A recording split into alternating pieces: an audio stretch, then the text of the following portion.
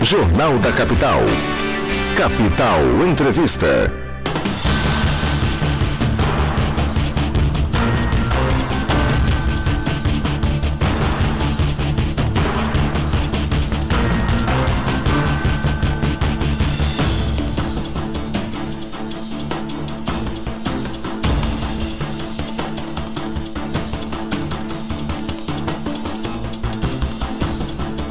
São 7 horas e 37 minutos. Nós estamos recebendo com muita alegria aqui o presidente da Ordem dos Advogados do Brasil, Leonardo Oliveira. Opa, Campos. Oliveira é meu xará, grande e gordo. Pois é. Memória viva de Dante Martins de Oliveira. Uma honra ser confundido com o gordo. É Leonardo Campos, tá certo. Leonardo Oliveira deve estar pensando em nós. Leonardo Campos, né, que é o nosso poconiano Leonardo Campos. Léo Capataz. Para você, Léo Capataz. E o Leonardo Campos, presidente da Ordem dos Advogados do Brasil, recentemente teve um assalto lá na Ordem dos Advogados do Brasil, uma tentativa de incêndio, uma tentativa de queima de artigo. Já apurou isso? Já conseguiu apurar ou está em inquérito? Bom dia. Bom dia, Antero. Bom dia a todos os ouvintes aí da nossa sempre prestigiada Rádio Capital. É um prazer estar aqui na sexta-feira de carnaval, a chuvosa sexta-feira de carnaval, pedindo aos foliões que tenham aí muita tranquilidade, muita sobriedade, para que nós possamos aí curtir esses dias. Aqueles que vão orar, que orem por todos nós, aqueles que vão festejar, que festejem dentro do respeito, dentro da civilidade, e convido a todos a participarem das redes sociais da UAB. Nós estamos com a campanha do carnaval, retratando o respeito contra o combate à homofobia, combate à discriminação, o não é não, pediu para parar, parou, enfim, pedindo muita prudência nesse momento de carnaval. Dizer antes da entrevista, eu brincava com você aqui no Léo Capataz, e me recordei, até achei que era isso que você tinha perguntado. Nós tivemos o falecimento do Asa Branca, né? Grande locutor de rodeio, Asa Branca, foi um grande amigo, uma grande inspiração. Junto com meu pai, foi um dos fundadores, um dos criadores do Léo Capataz. Então, o mundo do rodeio perde o seu Pelé, e que eu tenho certeza que o céu está com uma voz vibrante, encantadora lá em cima. Lembrei do Léo Capataz, lembrei do Asa Branca. Então, fica aqui o registro a todos os familiares do Asa Branca. Foi uma grande referência. O Asa Branca era daqui? Não, o Asa Branca era de Turiúba, interior de São Paulo, mas no final de sua vida já estava em tratamento em São Paulo, capital, em Guarulhos, mas morou muito tempo em Rio Preto, São José do Rio Preto. Um gênio dos rodeios, né? Revolucionou o rodeio. Revolucionou o rodeio. Veio Zé do Prato, depois Asa Branca e depois toda essa safra nova. Mas quando eu entrevisto aqui o Leonardo Campos, eu me sinto um pouquinho velho. Joguei bola com seu pai, fui colega do seu pai, e hoje estou entrevistando o Leonardo Campos, mas tá bom. Imagina a minha responsabilidade. Vida que segue, né? Vida que segue, minha responsabilidade. Caio. E você jogou com o Caio e eu joguei com o Ranulfo, né? Pois é. Ranulfo, olha, lá na Fazenda São Vicente de José Reginaldo. Pois é, Fazenda São Vicente do seu Agenor. Seu Agenor. Saudoso Agenor. Bom, vamos voltar para a pauta, senão nós vamos ficar só no Poconé. E aí, como que já apurou alguma coisa? Bom, Antero, na verdade, cumpre fazer dois esclarecimentos. Não houve só uma tentativa de incêndio. A tentativa foi de atear fogo aos processos. Houve, no início de janeiro, uma queima de processos no Tribunal de Ética. De modo que essa foi a segunda invasão. No dia 5 de janeiro, o meliante invadiu o prédio do Tribunal de Ética, selecionou alguns processos e ateou fogo nesses processos, na madrugada do dia 5 de janeiro. Um meliante bem instruído, isso. Bem instruído, exatamente. Por graças, por obra de Deus e da nossa vigilância, o número de processos atingidos foi mínimo. Na sequência... Sim, mas e tem como ser reconstruído esse processo? Isso que eu ia chegar. Na sequência, após esse sinistro, a OAB estava fechada, 5 de janeiro, um recesso, eu estava viajando, grande parte da diretoria também viajando, nós chamamos a perícia, fizemos os procedimentos, concluiu a perícia técnica do Estado, que apontou que o incêndio foi criminoso. Aquilo que nós já suspeitávamos, a perícia concluiu. De posse dessa perícia técnica, requeria a Polícia Federal, uma vez que a OAB é uma autarquia federal, a instauração do competente inquérito policial federal, juntando essa perícia. Nesse interim, o prédio do Tribunal de Ética estava passando por reforma em razão do sinistro ocorrido e estava funcionando provisoriamente no prédio da Escola Superior de Advocacia, um outro prédio anexo dentro do complexo da UAB. Para nossa surpresa, no último sábado, houve a tentativa agora por dois meliantes, por duas pessoas, indivíduos não identificados, que ingressaram no prédio da Escola Superior de Advocacia e chegaram a jogar gasolina no processo quando a empresa de segurança acionou os vigilantes e os vigilantes interromperam a ação desses criminosos.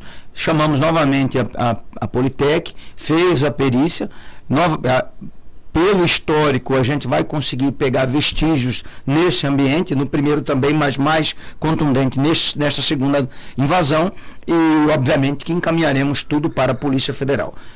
Os processos já estão em fase de triagem, nós já fizemos os inventários dos processos, de modo que agora o próximo, comuniquei todas as autoridades, publicizamos, de modo que agora é a reconstituição desses processos e nós estamos aí em fase de, além dos investimentos de segurança, a digitalização de todos os processos do Tribunal de Ética e Disciplina. Tá bom. Dos processos que foram queimados, dá para saber quais processos foram queimados? Sim, dá para saber. Nós temos a relação de todos os processos do TED e agora nós vamos fazer o confronto daquilo que tinha, que entrou, do que não está físico, do que foi digitalizado, do que não está físico. Mas a linha, a mola mestra consegue identificar, até porque foram processos selecionados que estavam em escaninho. Então a gente consegue identificar quem são. Tá, e aí, conseguindo identificar quem são, Polícia Federal. Não se transformam em principais suspeitos dessa questão? Nós temos, obviamente, que isso é um trabalho da polícia, algumas linhas de investigação que, por óbvio, em razão do sigilo do inquérito e para não atrapalhar as investigações, eu não posso comentar aqui, mas nós temos várias linhas de atuação, inclusive forneci à Polícia Federal, isso eu posso falar porque é público, a relação de todos os conselheiros, nome completo, endereço, de todos os colaboradores da ordem, de todos que circulam na ordem. A Polícia Federal está fazendo um minucioso trabalho em conjunto com a inteligência da Polícia Civil. Quero aqui agradecer publicamente o Dr. Massal e o secretário de Segurança Pública, Alexandre Bustamante, que tem nos dado um apoio espetacular, muito importante, e que vai auxiliar as investigações da Polícia Federal. Você conhece algum ato semelhante numa seccional da OAB do Brasil inteiro? Nesse nível, não. E quando eu disse que foi por Deus, Antero, porque aprenderam-se os galões de gasolina. Foi assim, por fração de segundo, poderíamos ter a maior tragédia do Estado, porque por pouco não queimou o prédio da UAB, CRO, CRC, todo esse complexo seria atingido pelo fogo. Então, é um atentado importante, é um atentado grave, o que denota que o Tribunal de Ética e Disciplina tem cumprido o seu papel. Só querem destruir o Tribunal de Ética, só querem impedir o Tribunal de Ética porque ele está punindo os advogados. Ele está punindo aqueles que desviam dos nossos postulados éticos. Infelizmente, como em todas as outras profissões, e aí cabe-nos cortar na própria carne com muita celeridade e com muita rapidez para dar uma resposta à sociedade, porque é isso que nós cobramos das autoridades. Se cobramos das autoridades, nós temos que praticar em casa. Isso demonstra que o TED tem cumprido seu papel correcional. Mas, infelizmente, como em todas as outras profissões, nós temos ainda bandidos com carteira da OAB.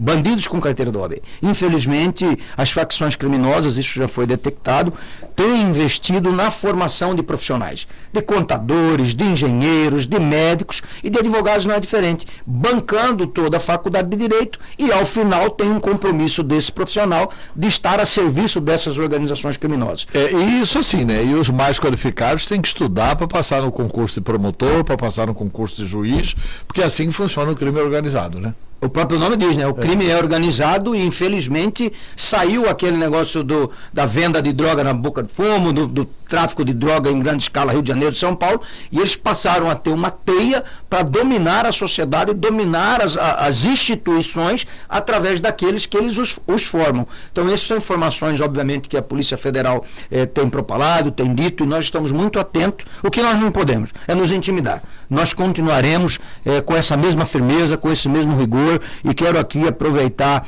para fazer um cumprimento ao presidente do Tribunal de Ética e toda a sua equipe, o advogado João Batista Benetti, todos os relatores do Tribunal de Ética, são pessoas que cortam na própria carne e dão exemplo, porque punir colegas, punir advogadas não é fácil. Tem como reconstituir esses processos que foram queimados? Por exemplo, já se sabe que foi processo queimado de A, B, C, D, E, F.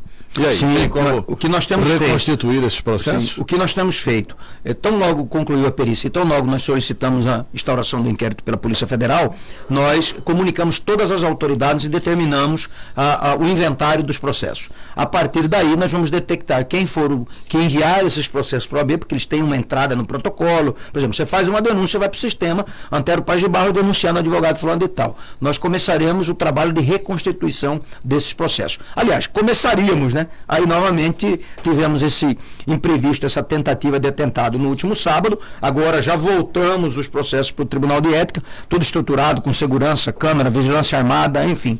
Infelizmente, nós temos que tomar essas precauções.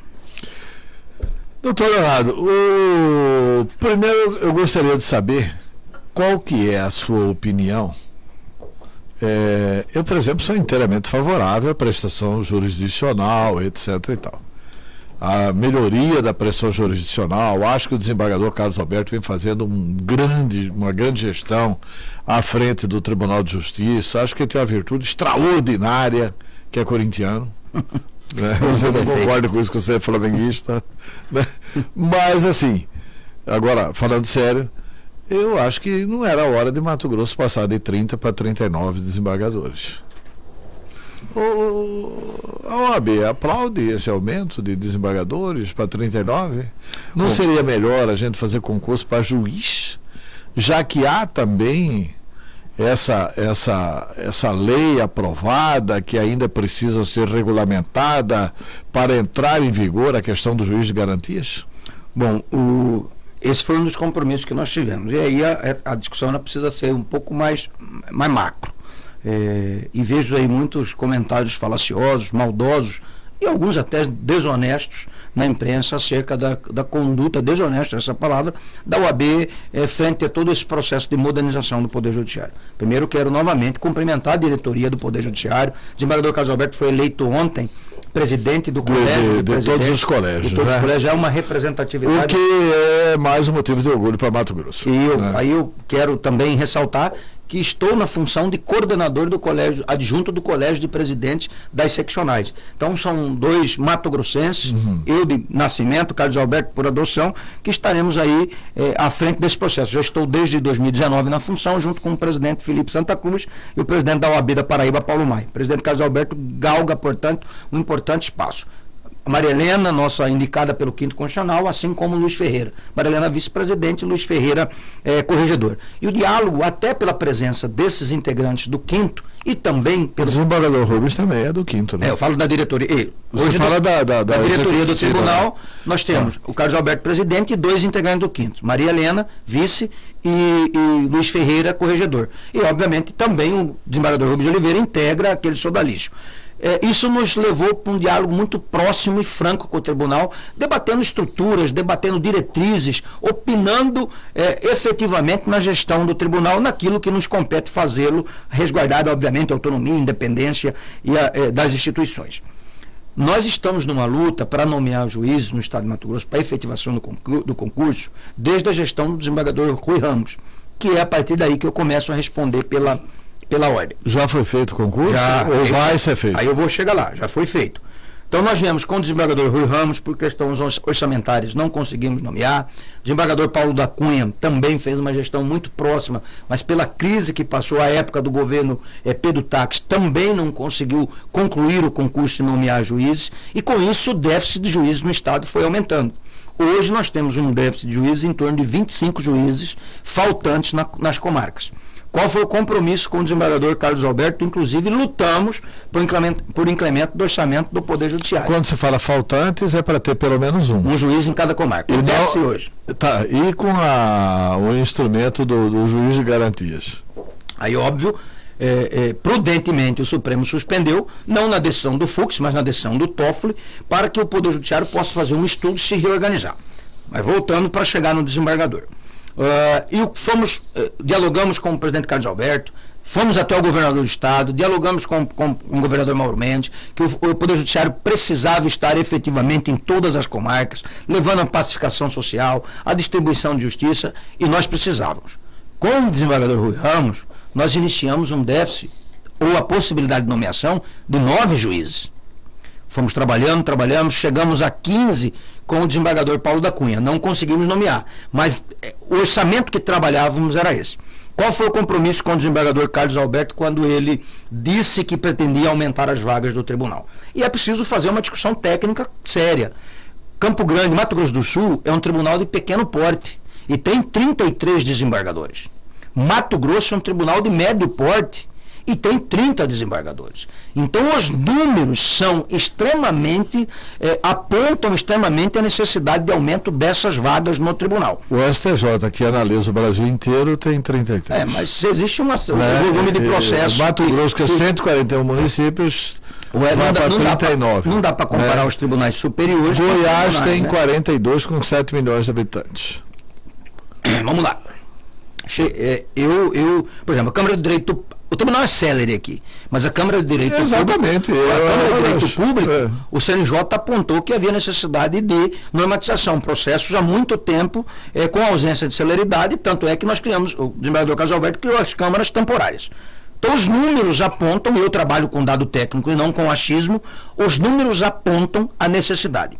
Este é o primeiro ponto. O segundo, eu quero, Antero, cada vez mais a presença da advocacia no tribunal. Beleza, mas quem que paga essa conta? É o servidor público ou sem terra? A gestão do Poder Judiciário. Nós temos os poderes com seus respectivos orçamentos. Dentro destes orçamentos, se há possibilidade, implanta. Se não há possibilidade de orçamento para arcar com esses custos, não se implanta. Mas não é aí que eu quero chegar. Eu quero chegar no compromisso. Qual foi o compromisso do desembargador Carlos Alberto? De só criar as vagas de desembargador se nós efetivássemos o concurso para juiz. Esse concurso está na fase final e nós já temos a garantia, lembre, repito, começamos com um pleito de 9 juízes. Nós temos a garantia do presidente Carlos Alberto, publicamente veiculada pela imprensa, de nomear 25 novos juízes. Não pode haver a criação de vaga de desembargadores em detrimento da nomeação de juízes em primeira instância. É na primeira instância que o processo começa, é na base. Então nós precisamos organizar a base. Com a garantia de nomeação de 25 juízes agora, o concurso se encerra agora, está na última fase. O presidente Carlos Alberto quer nomear até maio, nós teremos pelo menos um juiz em cada comarca. Luta antiga da UAB, nossa, desde 2015 e 2016. Com esse compromisso firmado e não havendo qualquer impacto sobre a gestão orçamentária do tribunal, estas vagas de desembargador estando contempladas no orçamento, a ordem, obviamente, não há como não apoiar a criação, que trará, sem dúvida nenhuma, mais celeridade ainda no tribunal. O que não pode vou aumentar a vaga de desembargador e deixar de nomear juiz. Como esse cenário não ocorre e não está a ocorrer, obviamente, aí eu desnudo qualquer interpretação ou maldade que tenha de fazer. Eu quero cada vez mais a representante do 5º Constitucional dentro do tribunal para ter o compromisso, assim como Rubens, Luiz Ferreira e Marilena, com as políticas e os pilares da Ordem dos Advogados do Brasil. Por exemplo, celeridade, respeito à prerrogativa, compromisso com honorários advocatícios. Isso eu só tenho como? Com a advocacia dentro do tribunal. Tá bom, mas eu quero saber o seguinte, quem que vai pagar essa conta? Não vai aumentar o 10º? Porque assim, o servidor do Poder Judiciário todo ano tem RGA. O servidor do Poder Executivo não pode ter RGA. Com o atual 10º, dá para nomear 25 juízes e mais os 9 desembargadores? Porque se der, então o tribunal tinha que ter devolvido o dinheiro ano passado, não precisava desse dinheirão todo, sem 25 juízes e sem 9 desembargadores. Então, eu não posso entrar na gestão orçamentária do tribunal. Nós trabalhamos com números, o orçamento do tribunal compete ao tribunal gerir. O que eu, representante da sociedade, preciso?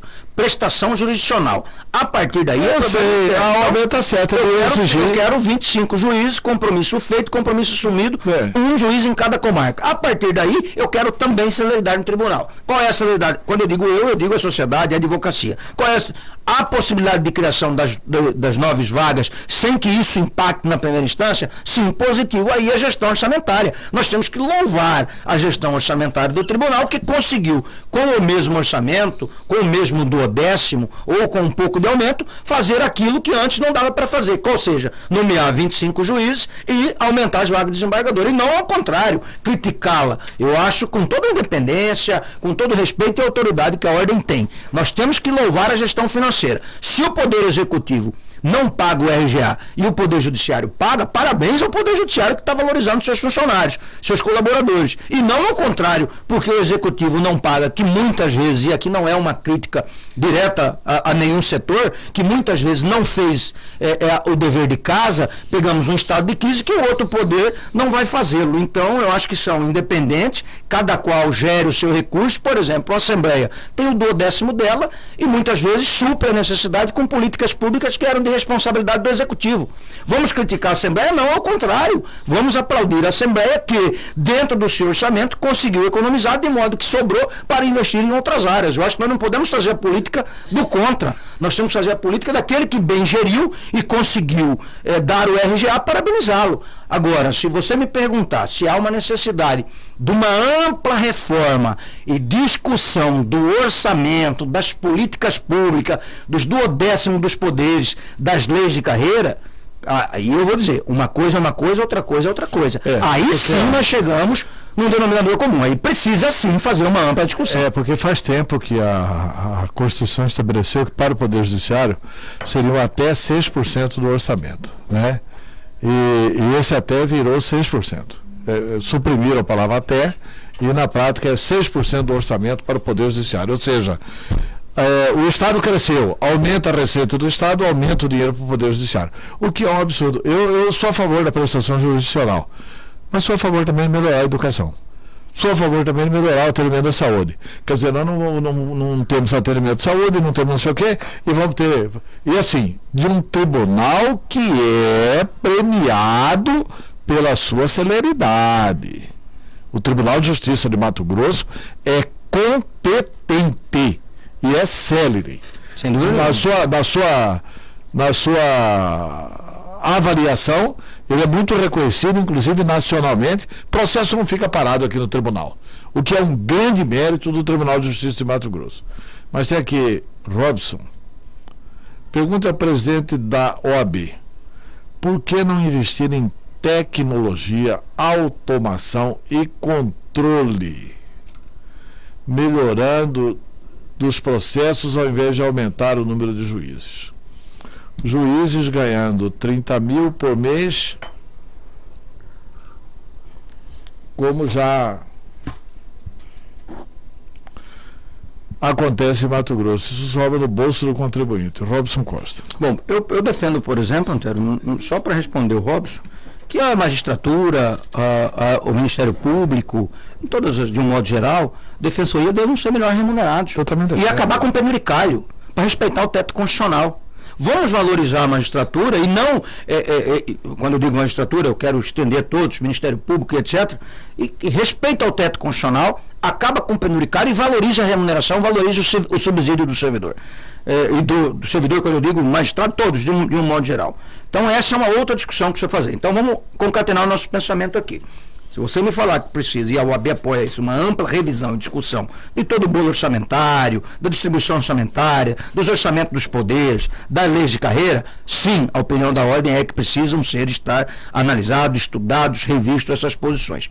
Com relação à tecnologia, nós temos o processo judicial eletrônico em funcionamento. Já melhorou bem, né? Já melhorou bem, mas ainda há deficiência em razão da própria estrutura da internet no interior do estado. Nós temos Vila Rica, região do Araguaia, no fim do Mato Grosso, ou nas divisas de Mato Grosso, própria região de Guarantã, Peixoto, Colíder, nós temos dificuldade do processo judicial eletrônico, mas são fontes de receitas distintas. Uma de pessoal não abarca os recursos desse tipo de investimento. E precisa, óbvio, constantemente. Mas o juiz para decidir vai precisar. O juiz para decidir precisa sempre. Tá. E quanto mais precisaria para implementar o juiz de garantias? Mas a gente conversa sobre isso depois do intervalo comercial. São 8 horas e 8 minutos. Eu perguntava antes do intervalo E aí, para implementar o juiz de garantias, que é uma forma de tornar a justiça mais devagar. É devagar, devagarinho. Quanto que não vai gastar? Eu não tenho os dados. Porque assim, Poconé, bem ali, só tem uma juíza. Né?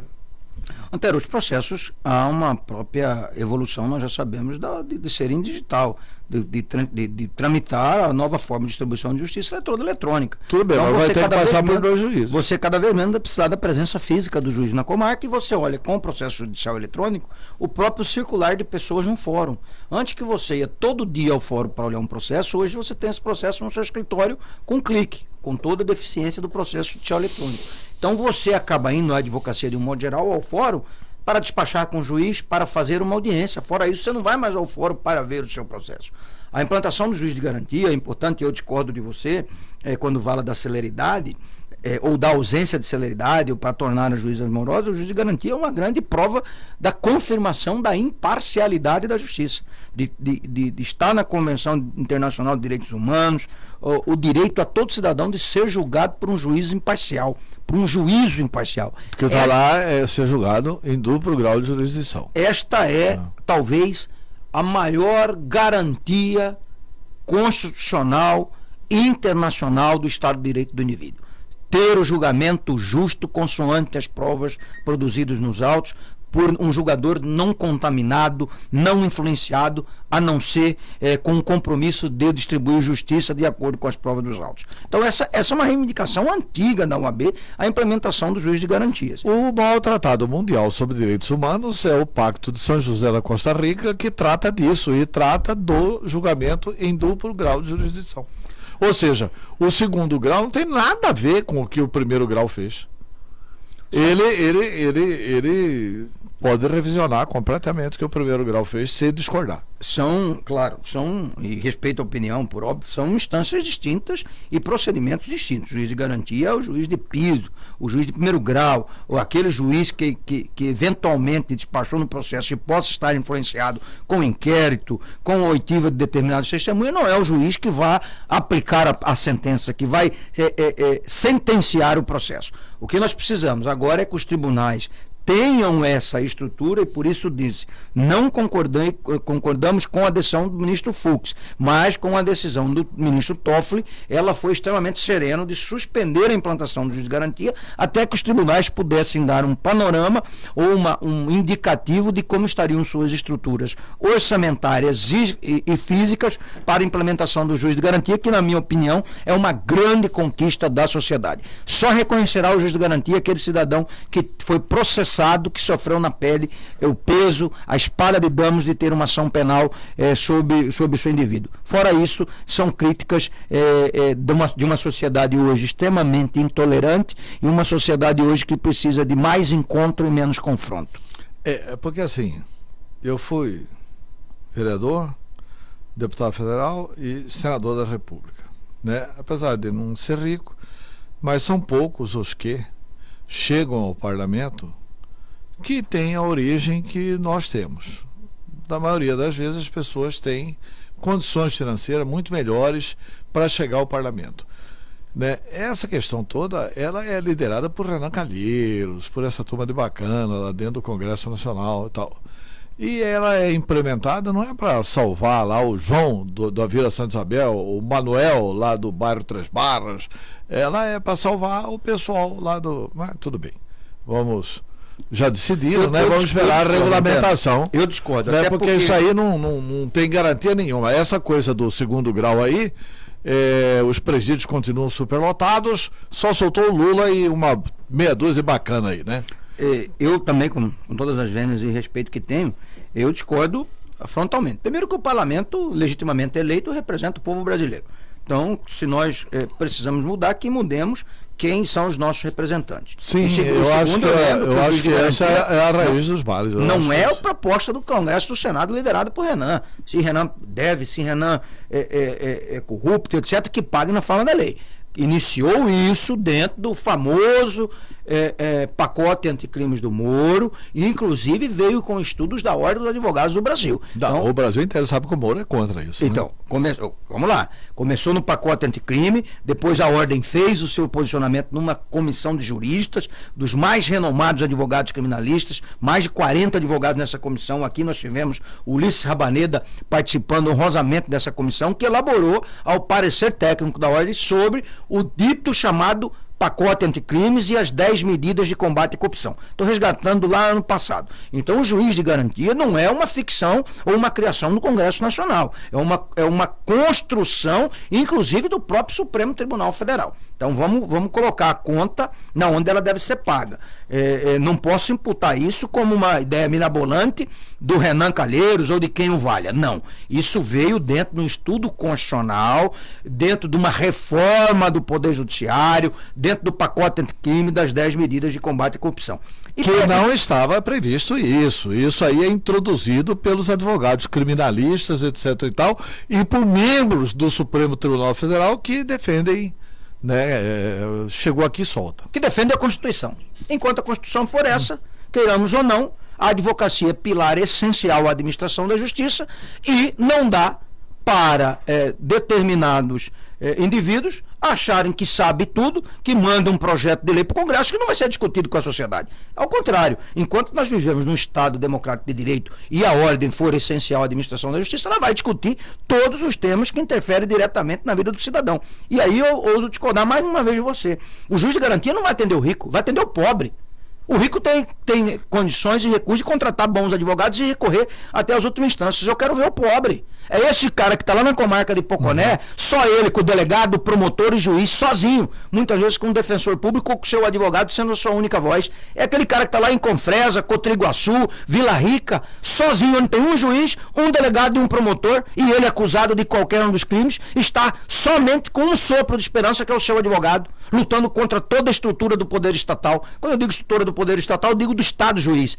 É esse cidadão que o juiz de garantia vem salvar, e não esse discurso com todas as vênias raso, superficial, de que o juiz de garantia vem para proteger crime de colarinho branco. Muito pelo contrário, igual prisão em segunda instância.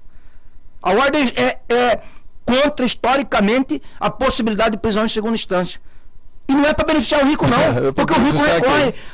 Está provado, mais uma vez eu não trato com achismo, que os maiores índices de provimento de recursos nos tribunais superiores são da Defensoria Pública. E a Defensoria Pública advoga para quem? Advoga para o pobre, por aquele que não tem condições de pagar. Então precisa, no mínimo, conhecer o assunto para poder debater. Eu não posso debater um assunto dessa envergadura no liame constitucional com a profundidade de um pires. Aí a sociedade precisa travar um diálogo maduro técnico, estudar o que é o juiz de garantia, estudar o que é a condenação em prisão em segunda instância. Mas numa sociedade, e já concluindo, numa sociedade extremamente... Onde no mundo civilizado que não há prisão em segunda instância?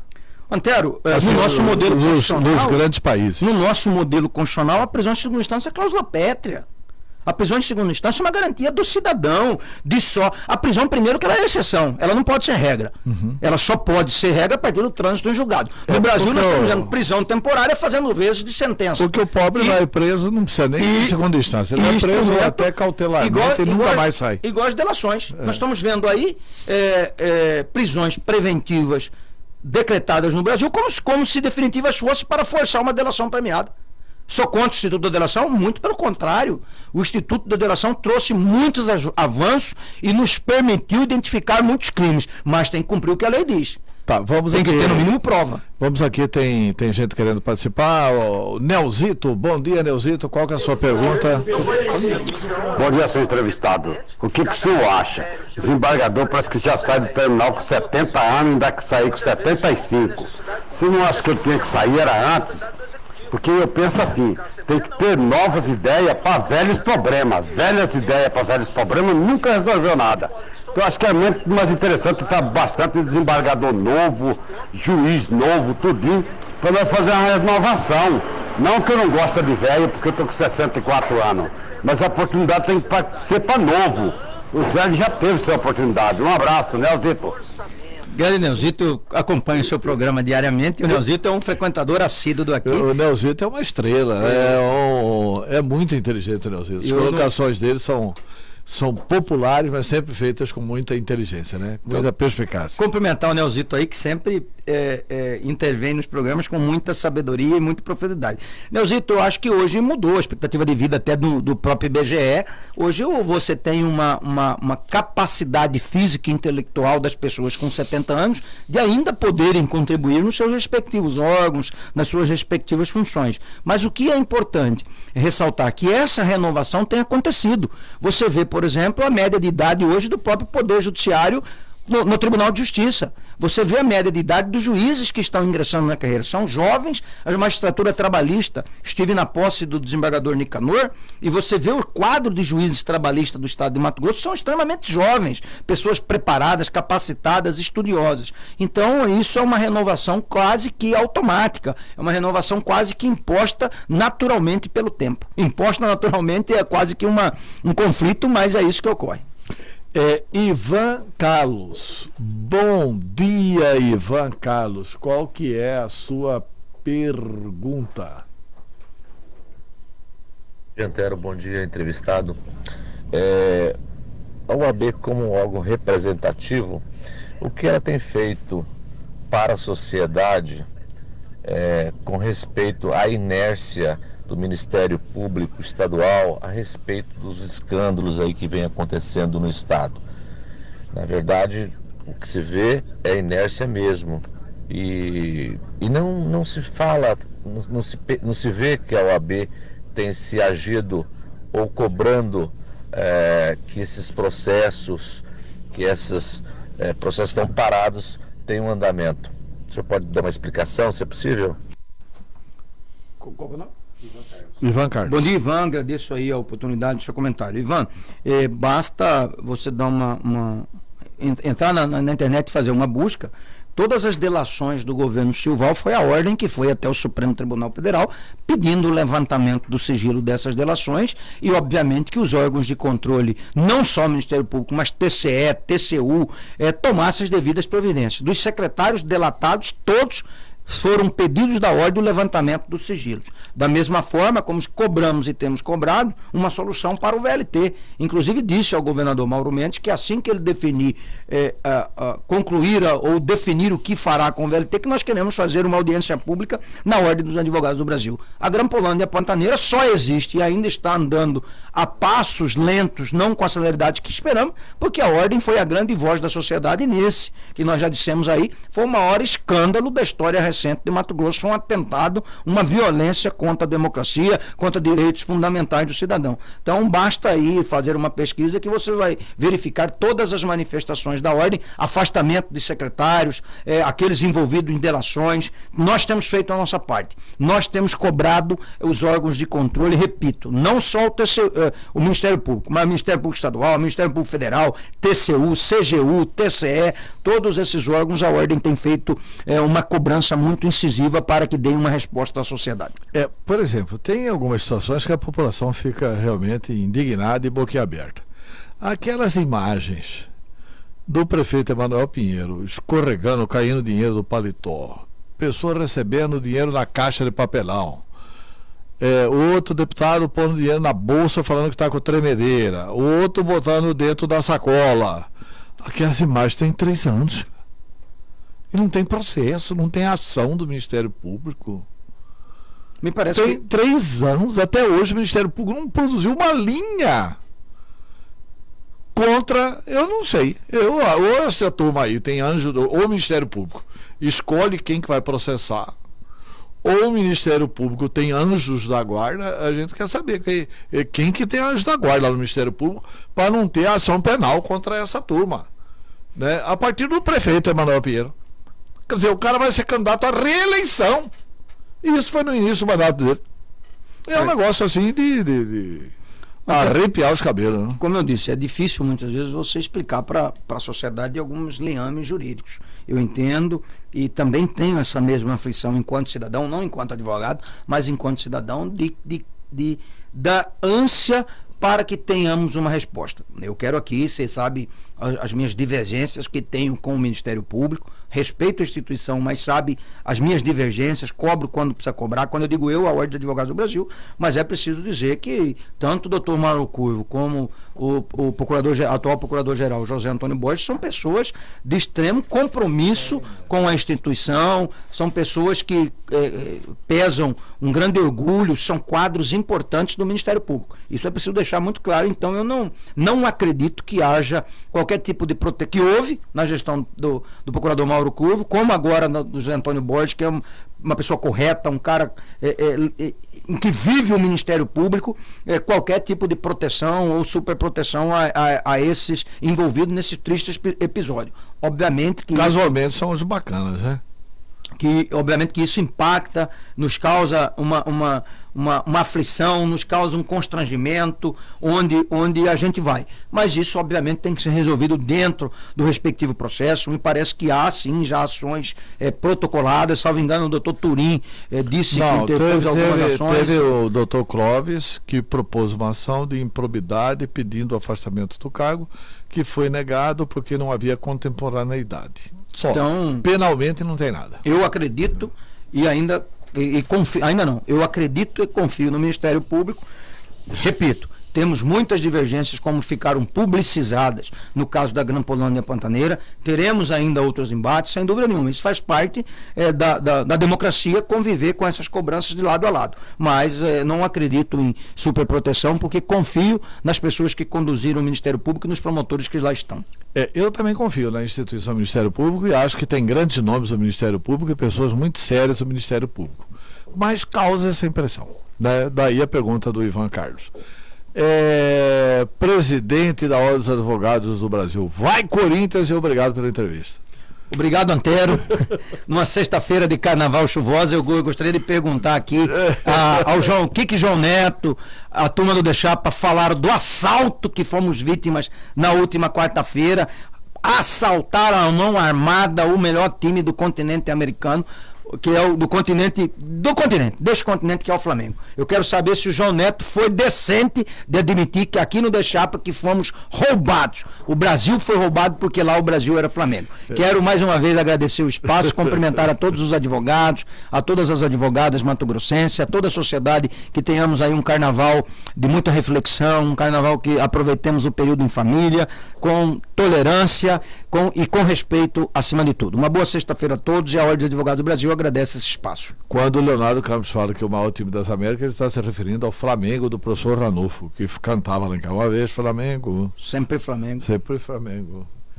Flamengo sempre eu hei de ser. Você sabe cantar isso? Porque tá meio baqueado, né? Tá baqueado. Eu fui teimoso, cara. Eu gostava de contestar papai. Se eu seguisse ele, tava melhor, né? 8h26, saudades do professor Ranulfo, hein? Grande mestre, me ensinou demais lá em casa.